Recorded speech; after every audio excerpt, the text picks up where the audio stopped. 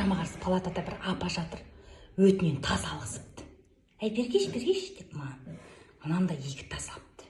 Жылтыраған қазына сияқты. Ойбай апа, мынаны үйіңізге апарып сержантқа қойып қойыңыз, мынау деген керемет асыл мұра ғой деп қойдым. Жалтырап тұр деп, мұны қайтып тұтқасы десем, ой, сол жиналып осындай болған ғой, өтінен алды деп әңгіме қылды маған. Деп кеткем. Сонымен Құдай самасын 5 қызы бар екен, 5 қызына айтады жаңағы тас алған өтінен, одан 5-еуінен құдалары звондайды, құдаларына айтады, туысқандары звондайды, оған айтады, немере шөбереге айтады, миым жеп қойды.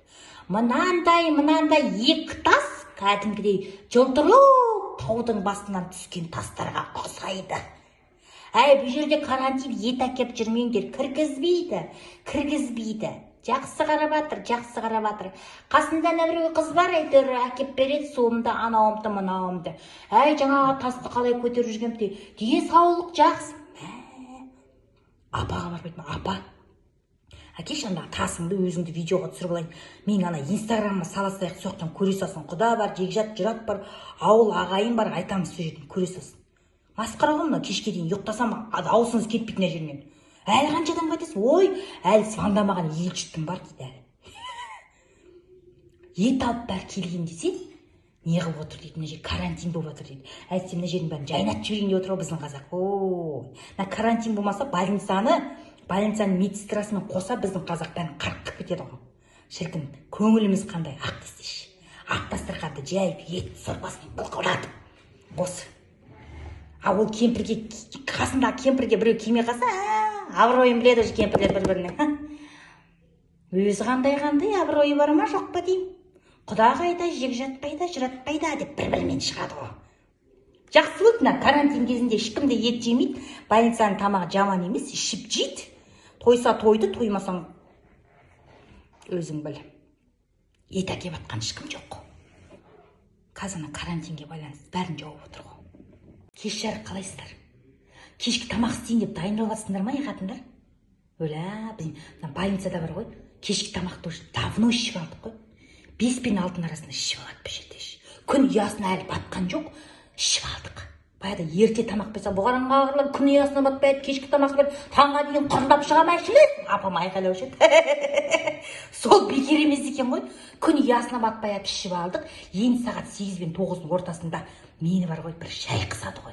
Ойбай, қысқанда жаман қысады. Шекемнен тер шығып, біз наркоманбыз ғой шай дегенде. Шекемнен тер шығып жаман бола мен. Больница не алып, мына қазақ жатыр, мына қазақтардың шайы бар. Оны ішпесе бұлардың басы ауырады. Бір қалған құтқанмен деген бір шай берсе болады ғой. Қиналып кетем. Кеше күйеуім анау әкелген дейді, кіргізбей қойды. Қатқан оқырана тұр. Ойбай, енді қатал, енді страшно. Бірдеңе күріш өлетін болдым мен. Түнімен қарныма шұрылдап шықты, құрылдап шықты деп жылап жатырмын ғой баяғы. Енді саған алма мен кәмпит кіргіземін деп осы жердің бастығына звондайын. Абырының бірдеңенің бәріне звондап шығайын. Замына звондайын. Ұят емес па? Тәртіпке көнсейші. Значит, солай положено дейді маған.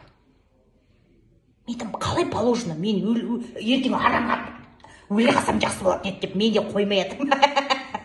Шынысы, бір кезде жалындым. Туалеттің порчикасы бар екен, содан алма лақтыршы деп. Енді туалеттің порчикасын іздеп жүрейін деп айқырып кетті сонымен. Сонымен қалдық, түнмен бозарып жаттым. Таң атқанша. Таң атты сағат 9 болса екен деп күттім ғой былай. Содан бүгін қазір сорпа берді, енді сағат 5 пен 6 ортасы ішіп алғаннан кейін ішіне 4 кусок нан турап жеген ғой, жога болып отыр. Енді осын таңға дейін осын күйіс қайтап бер келгенде арғай жіберіп су ішіп шығамда енді қайтем. Басқа амал жоқ. Бір жаққа барсаң біреудің кухнясы тәтті болып тұрады ғой. Баяғыда апамыз, ағамыз, шешеміз, туысқанымыз үйіне каникулға баратынбыз.